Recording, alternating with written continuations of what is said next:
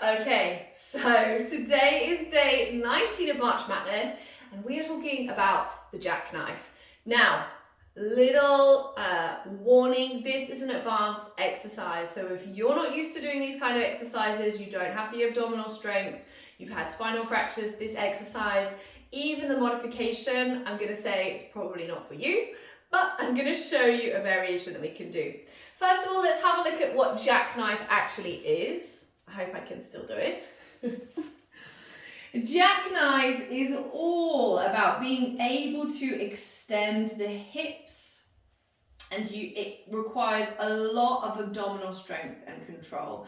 We start in the same way that we do for rollover. We lower the legs down, we use the momentum to shoot the legs overhead, and then we press the legs towards the ceiling. So you can see we then fold ourselves in half and lower back down. And ideally it's done at speed. I think it's quite easy to see why it's not appropriate for osteoporosis. It causes a lot of tension on the back. The speed of it, of course, is probably going to put the spine under a lot of pressure, and it's not something that we want to put you through, or if you're a Pilates teacher, I wouldn't advise doing it with your clients if they have a low bone density. So, what is the point of the exercise? Is to create hip extension and use the legs to strengthen the hip flexors and abdominals. So let's recreate that a little bit. We're going to come onto our backs.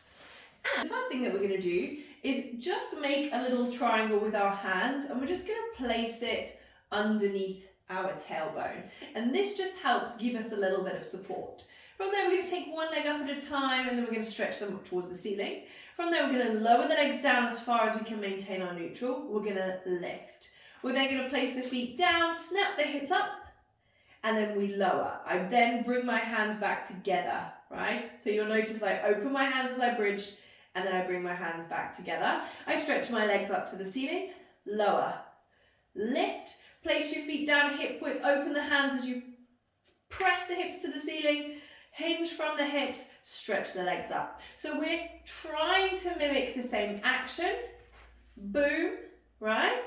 But we're keeping that head down on the mat, we're keeping our spine in neutral, we're working different elements, yeah? Let's do it one more time. Lower and lift the legs, place the feet on the floor, open the hands, lift the hips, hinge from the hips, lift them up, and there we have it. It maybe isn't as adventurous, but if you're somebody who has low bone density and you're really conscious about maintaining and reducing your fracture risk, then please give these options a go. I hope that you've enjoyed it, and I will see you on the mat for the next day.